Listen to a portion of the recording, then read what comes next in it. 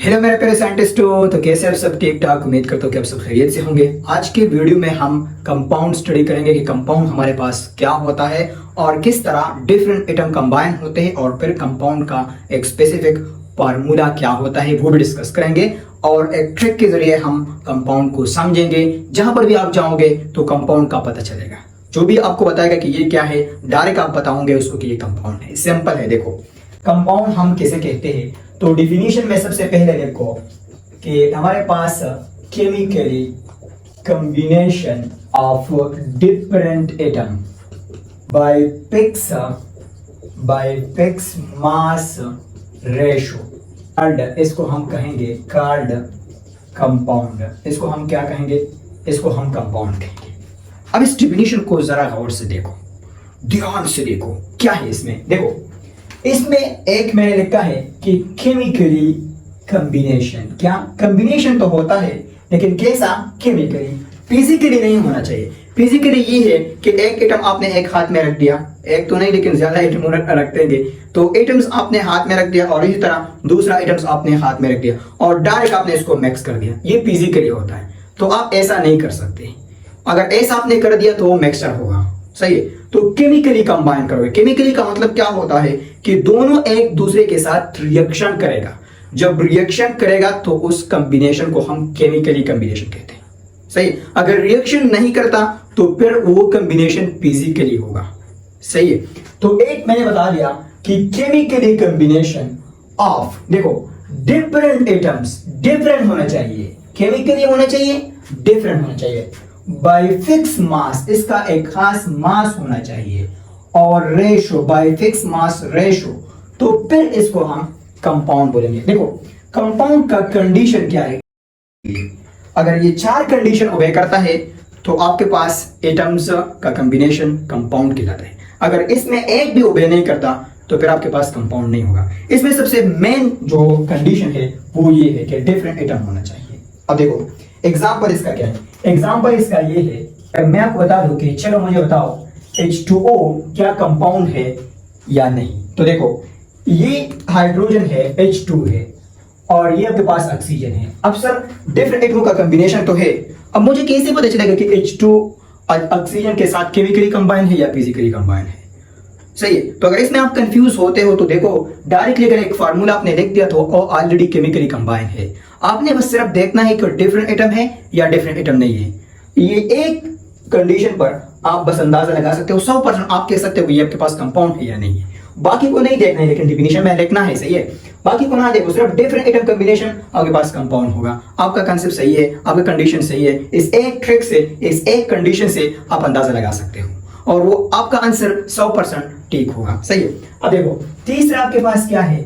तीसरा आपके पास, अगर मैं आपको बता दूं NH3 क्या कंपाउंड है या मॉलिक्यूल है, क्या है, तो बाकी ना बताओ, सबसे पहले बताओ कि ये आपके पास कंपाउंड है। क्यों कंपाउंड है? सर आपने तो बताया कि डिफरेंट एटम है तो कंपाउंड मैं बोलूंगा, तो सही है, मैंने बता दिया। ठीक है, आप भी लोगों को बताओ।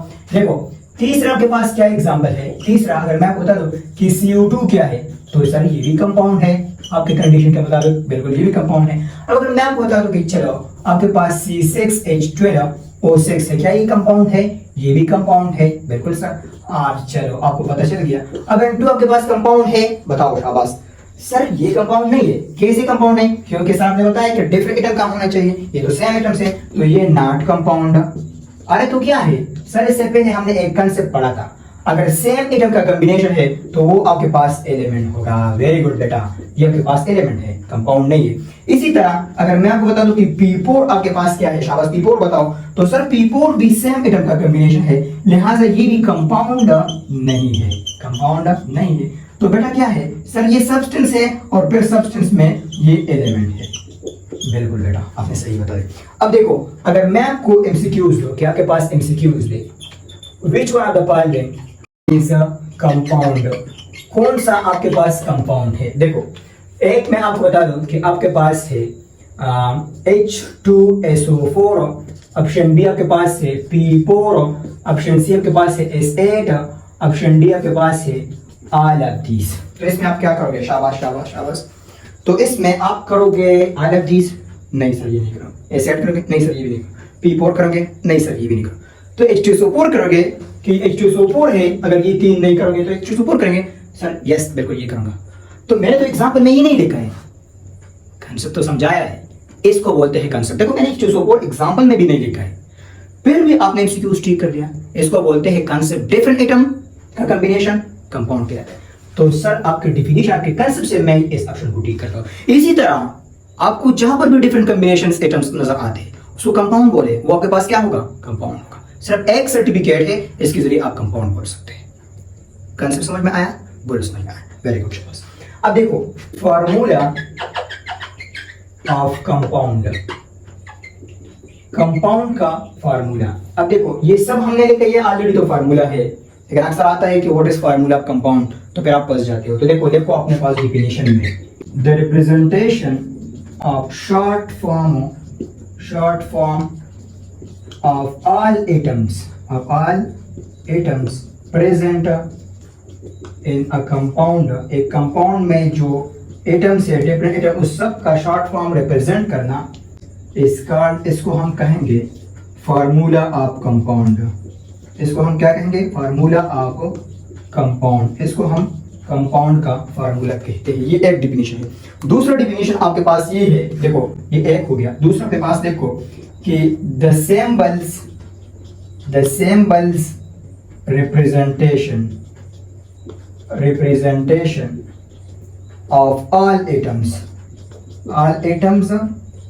present in a compound is called, इसको मैं कहूंगा is called formula of compound. एक कंपाउंड है और इसमें जितने भी एटम्स है उसका सिंबल्स रिप्रेजेंट करो, वो आपके पास फार्मूला ऑफ कंपाउंड कहलाते हैं। कैसे? एग्जांपल दे रहा हूँ, शाबाश इसको देख के।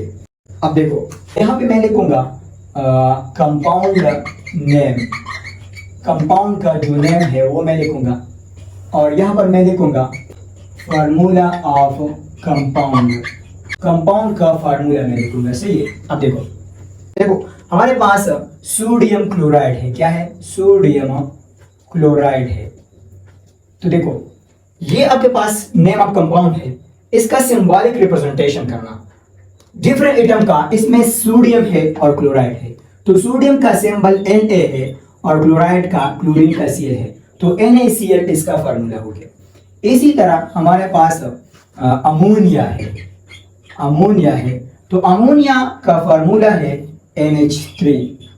सही है। इसी तरह हमारे पास वाटर है, वाटर का फार्मूला है H2O। सही है।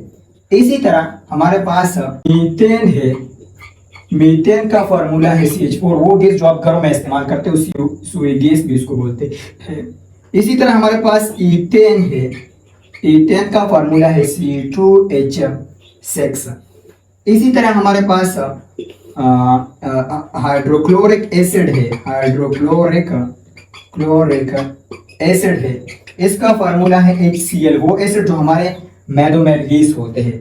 ये सब फार्मूले आपके पास है। आपके बुक्स में एक लॉन्ग टेबल बना होगा, उसमें डिफरेंट फार्मूले दिए गए हैं। जरूरी नहीं कि आप सबको याद रखें, बस सिर्फ इसको देख ले और जो आपको इजी लगता है उसको याद करें एग्जाम के लिए, क्योंकि 4-5 होना चाहिए। तो आप एग्जाम में लिख के से, एग्जाम में आता है कि what is compound formula, formula of compound, right 3-4 formula of compound, इस तरह आपको ऑप्शन देगा कि राइट फॉर या which one of the following is formula of sodium chloride. ये इजी आते हैं। इसके अलावा आपने देखना है, अगर सारे को याद कर सकते हो तो एक्सेलेंट, अगर नहीं तो 4-5 याद करो, ये आपके लिए बेस्ट है। सही है। अपने अपने बुक्स में देखो, क्योंकि फेडरल बुक में अलग दिया है, केवीके के बुक में अलग दिया है, और एक लंबा सा टेबल दिया है, तकरीबन 14 और इसी तरह 10 फार्मूले डिफरेंट बुक में दिए गए। तो अपने बुक्स को इसके साथ रिलेट करें और देखें। यहाँ तक कंसेप्ट समझ में आया? बोले समझ में आया। अगर वीडियो पसंद आया है तो अपने दोस्तों के साथ जरूर शेयर करें, लाइक और कमेंट भी करें ताकि हमें सपोर्ट मिले। Thank you so much. मिलते हैं नेक्स्ट वीडियो में मैक्सर के साथ।